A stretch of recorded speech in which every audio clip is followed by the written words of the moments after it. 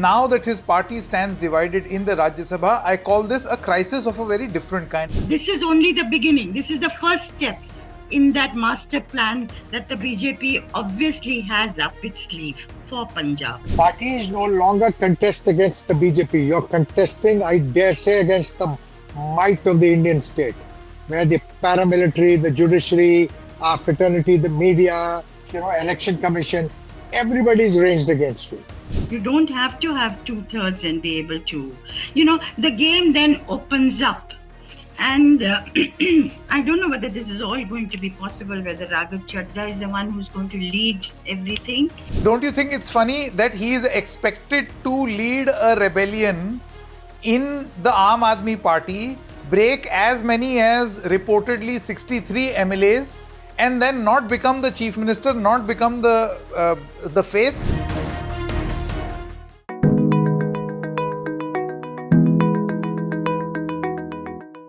Hello and welcome. You're watching me, Sanket Upadhyay, on The Federal. The show is called AI with Sanket. This is the AI of news because news in India today requires not artificial but analytical intelligence.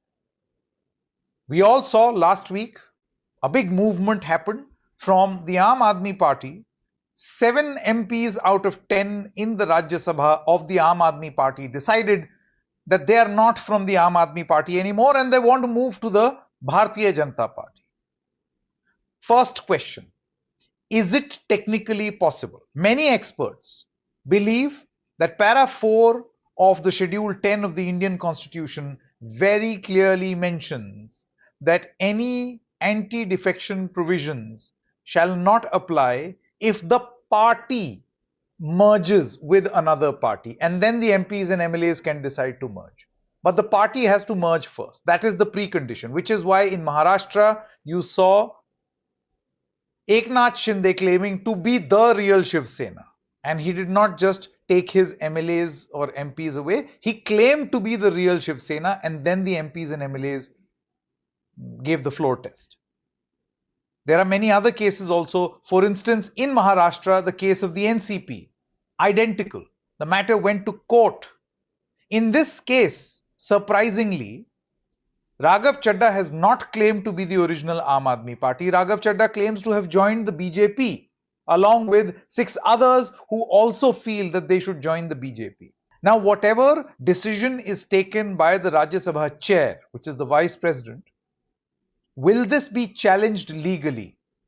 And while the legal battle is one part of the story, how will the politics play out on the ground? Is there something that will be happening in the state of Punjab where BJP has had a poor show or a no show over the past few years, has always been second fiddle to the Shiromani Akali Dal? What are we to expect in a next poll-bound big state where the BJP does not have much play, the state of Punjab? Can Raghav Chadha and associates topple the Bhagwant Mann government?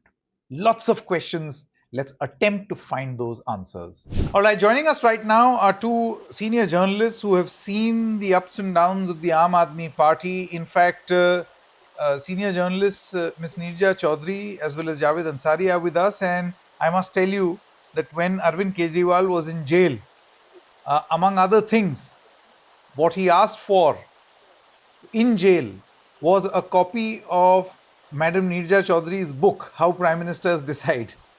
And he read that book. I wonder what he deducted or what he took away from that book, but he asked for it. Anyway, now that his party stands divided in the Rajya Sabha, I call this a crisis of a very different kind. And I want to begin with you, Ms. Neerja Chaudhary. Number one, the rules. Do you feel that many defections later, the law is very clear on anti-defection? Para 4, Schedule 10 very clearly says that you have to move, the party has to break and merge, and then only the MPs or MLAs can decide whether they want to stay or stay away. That is secondary. First, the party has to merge. Here, the party has not merged. Individual MPs have merged in a house called the Rajya Sabha. So do you feel that the Aam Aadmi Party can move in for disqualification, which they are? I think they are going to move. This is a question that's been raised. It's a constitutional question, and obviously this is going to take time also. All issues related to defections over the decades, Sanket, have taken years and years to come to some kind of a conclusion. So while it will go to court, politically, what happens is the more important part of the story. Legally, yes, this must be looked at. Actually, the whole anti-defection act needs to be revisited, because when it was passed, there was a certain kind of situation and certain kinds of needs. Ayaram, Gayaram, whole parties were just leaving. Now it's a very different kind of situation we face. So it is time that the law was revisited. But the political side of the story, that is the more important part and more immediate. What kind of impact it will have? Number one. Number two, what is the game plan? This is only the beginning. This is the first step in that master plan that the BJP obviously has up its sleeve for Punjab. Ms. Neerja Chaudhary calls it a sort of a plan up their sleeve. Now, Mr. Javed Ansari, what will happen in courts, we all know, but in the meantime, a lot of politics will happen, which is already happening, and the political plays, you can see the movements on the ground. I want to know from you, in your assessment, the realistic impact of this move in Punjab, because many in Punjab feel that Raghav Chadha plus 6 have precious little to contribute in the realpolitik of Punjab. So, how does this really help the BJP in a state like Punjab? Look, as far as this is bad optics. So as far as the optics is concerned, yes, the BJP can, you know, BJP has won some brownie pounds.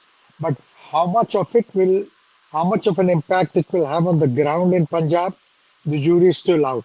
Because all these people have all been pitchforked, including Mr. Raghav Chadha. Harbhajan Singh may have been a great spinner, but how much he has spun, how much of political spinning he's done, we, I mean, you don't have been you don't have to be an Einstein to them. One is an industrialist, the other, he was raided by ED 2 days ago. He's now joined the BJP dry cleaning whitewashing machine. So what kind of, and this is also a poor reflection, if I may say so, on Mr. Kejriwal's choice of candidates. These are not political workers. Raghav at least spent some time, did the hard yards and all. Barring Raghav and one or two more, the rest are all people who were pitchforked and who were appointed or nominated for reasons best known to Mr. Kejriwal. So while the jury is still out, my own hunch, and I could be wrong, but my own assessment is that it won't, beyond the optics, it will not have much of a difference bearing on the ground realities. However, this does indicate that after Bengal, it's now Punjab that the BJP will be focusing on. BJP is not content to be an also ran there. They will they will push all the buttons they possibly can as far as Punjab is concerned. The next onslaught will be on Punjab. And there's been this talk that there may be some kind of a deal with the Akali Dal. The BJP doesn't appear to be too keen, because the Akali Dal wants the old arrangement where the BJP was a minor partner, a dozen odd seats or maybe 6 more. The BJP now believes that having, weaned away a lot of leaders from Congress, from Aadmi, etc., people like Amrinder Singh, Sunil Jakar, etc., it believes that it has a chance and it must establish itself. So the focus will not now shift to Punjab, and Punjab will bear the kind of onslaught. We'll see the kind of onslaught that Bengal has been seeing. Now, just remember, parties no longer contest against the BJP. You're contesting, I dare say, against the might of the Indian state, where the paramilitary, the judiciary, our fraternity, the media, the election commission, everybody is ranged against you. So it's one against the whole lot. I hope this doesn't get me into trouble, but this I cannot. If I'm true to my conscience, this issue needs to be flagged. What is if if the kind of deployment we have seen in Bengal was seen in Galwan, our soldiers would not have died. I get the point that you're making, and as far as trouble is concerned, I think apart from the judiciary, everything else you should be fine. Apart from the point that you made about the judiciary. Judiciary was found wanting. I'm disappointed. I'm not attributing any bias, but I was disappointed by the response. So many people, Fair their names have been deleted from SIR, and there's no redressal. One lordship in his wisdom says that, if you don't vote this time, you vote another time. I mean, it's like saying that you don't sit on this judgment, you can sit on another judgment. I mean, what kind of law? One expects I get your point. I get your point in the context of Bengal, but Neerja Chaudhary, just coming back to the impact on Punjab, you and Mr. Javed Ansari seem to agree that there will be some activity that will take place over the next few months in Punjab, which will be handled by the center, handled by the BJP. Now, here is the thing. When there was BJP power play in Maharashtra, you had the breaking of the NCP, but a new face in the NCP led the rebellion and proved to be Ajit Pawar became the NCP. In Shiv Sena, Eknath Shinde positioned himself as the NCP. Do you feel that Raghav Chadha or anyone else has it in them to claim that in Punjab they are the Aam Aadmi party and thus take over a rebellion? Because you see, 92 MLAs for a 2/3 breakaway, for there to be drama, you need 63 MLAs. Now, this sort of movement will be unprecedented and it's very difficult to execute. BJP failed in Rajasthan.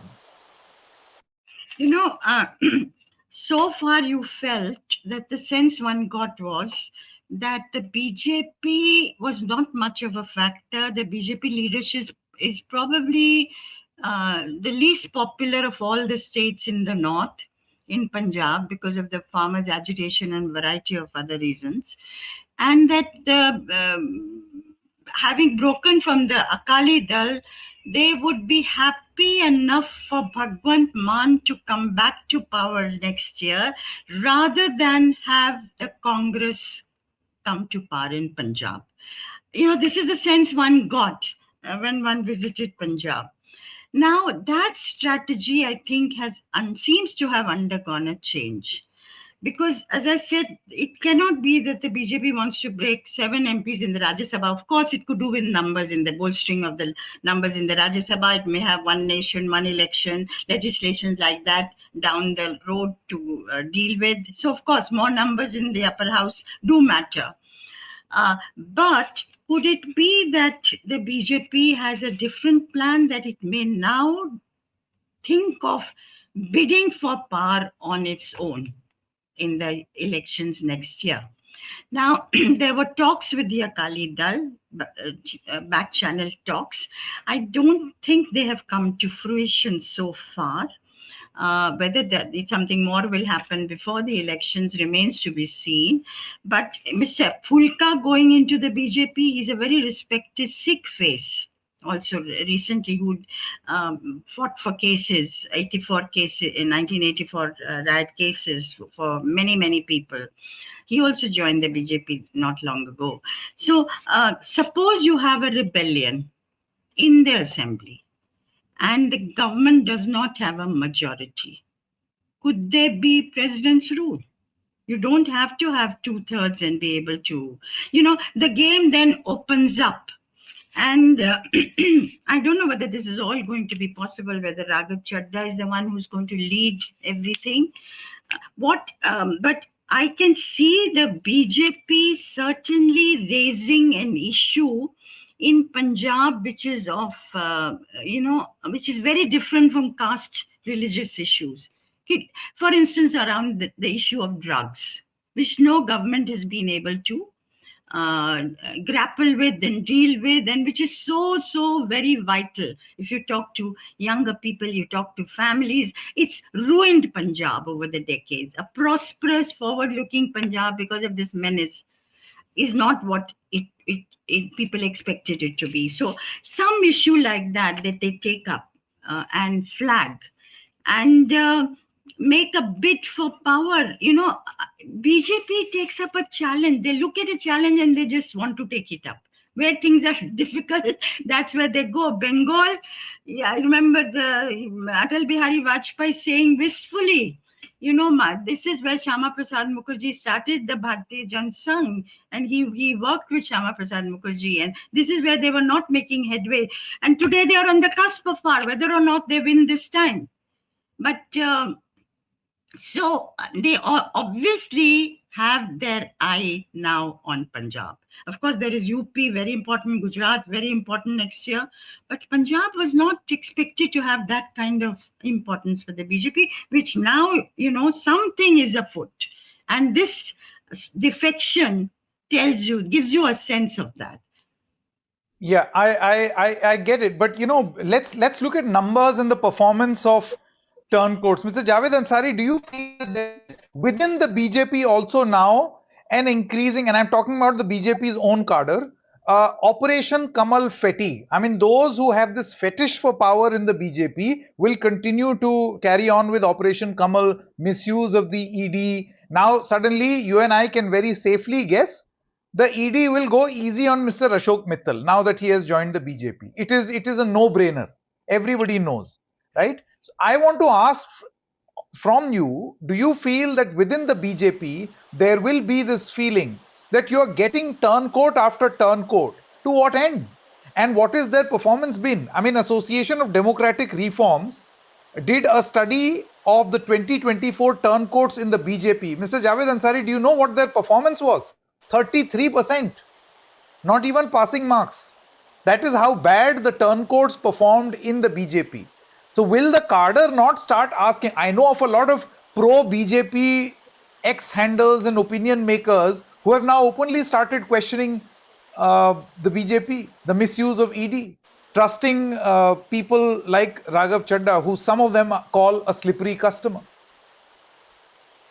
I mean, they are entitled to their opinion, and much as we would agree with that, I do not believe it will have much of an impact as far as the thinking or the strategy of the BJP is concerned. The BJP under the present leadership believes at capturing power at all costs. And so therefore, Prime Minister Modi, Home Minister Mr. Amit Shah, and the new BJP president, for whatever is worth, I believe that they will go ahead. Yes. And what is the option that the BJP have in Punjab? They had very few leaders. They didn't have a leader. They didn't have leaders. That's why they didn't have cadre. That's why they've begun to import. And Raghav Chadha certainly cannot be their face in Punjab, because Punjab is the only Sikh majority state, and you need to have a Sikh. Who is that Sikh leader? I don't know. They got Mr. Amrinder Singh from the Congress. Maybe he could be the one, or I don't know. But certainly not Raghav Chadha. I mean, he's well spoken, all that is there, but he doesn't have the political health. But it sounds funny, Mr. Javed Ansari. Mr. Javed Ansari, don't you think it's funny that he is expected to lead a rebellion in the Aam Aadmi Party, break as many as reportedly 63 MLAs, and then not become the chief minister, not become the face, and be a second fiddle to a Sikh chief minister, because that is how the state functions? Look, there are people like Mr. Amrinder Singh, the Sunil Jhakar, he's the president of the BJP now. He was earlier Congress president. These are people with standing who spent, Amrinder Singh is a veteran. Sunil Jhakar also has. The only reason Sunil Jhakar left the Congress to join the BJP was because he felt that he would never get a chance to become the chief minister or the chief ministerial face, because the Congress believed, and it was amplified by Ambika Soniji, that a Sikh state must have a Sikh chief minister. the only Sikh state must have a chief minister. And he was peeved. Mr. Jhakar was hurt about it, and he crossed over. If you ask me, Mr. Jhakar is the best chief minister Punjab has not had till now. But that's my opinion, for whatever it's worth. So that's one of the reasons that he crossed over, and he went away to the BJP. So the BJP will willy-nilly look at the nature of the BJP. The BJP, apart from all the other things, has that brand of Hindutva stamped on it. Now you go to a Sikh majority state and you ignore and you put up a non-Sikh as a chief ministerial candidate. I'm not so sure how it will go down with the people. Ms. Neerja Chaudhary, this is very interesting, this conversation. So just want your opinion on this. Do you feel that Raghav Chadha will be interested in breaking his party, as many as 63 MLAs, leading the rebellion, and then after that handing over the fruits of power to a Sikh chief minister, namely Captain Amrinder Singh, because he has experience of running that state. He has been chief minister of that state for a very long time now. And by the way, the counter to this is that BJP toys with the idea of a non-Sikh chief minister has happened in neighboring Haryana, where conventional wisdom dictated that there should be a Jat chief minister for Haryana. However, Jats are not in majority in Haryana, unlike Punjab. But the BJP bucked the trend first in Mr. Khattar and then in Mr. Saini. Yes, the BJP has certainly not followed the conventional path in Haryana. That's right. Now, what it will do in Punjab, I don't see Raghav Chadha being the chief minister of Punjab, or you have that kind of acceptance. Raghav Chadha's revolt has put the Aam Aadmi party on the back foot. It has affected the morale of the party, of its cadre. It's been a setback for the leadership of Arvind Kejriwal. And will it lead to, there's already rumbling in the Aam Aadmi party in Punjab, but that doesn't mean that it's Raghav Chadha who will lead that revolt. Raghav Chadha may eye something else in Delhi rather than Punjab. But as I said, it could be the first step in a master plan that the BJP may want to put in place, may have up its sleeve. We don't know. It'll unfold as time goes. But all I sense, and for all it's worth, is this is not a standalone operation. It's part of a larger picture that they have in mind. I get the point that you're making. There is another interesting name in Mr. Sandeep Pathak, who was considered the Chanakya of the Aam Aadmi party. And for the Chanakya to leave came as a bigger surprise than Raghav Chadha, who in any case had, the tune of rebellion playing out loud. I want to understand from you then, in a party which honors turncoats purely for their utility, what then is the utility of a Raghav Chadha in the Bharatiya Janata Party if he can't fetch Punjab, if he cannot lead a rebellion? Why would the BJP be interested in giving him, say for instance, a cabinet berth or some other prominent position, when his utility is only and only, himself? Himself, or the revolt that he's now led. And that is a big thing that's happened. To lose 7 out of 10 is no small thing. And what they reward him with in the future, we don't know.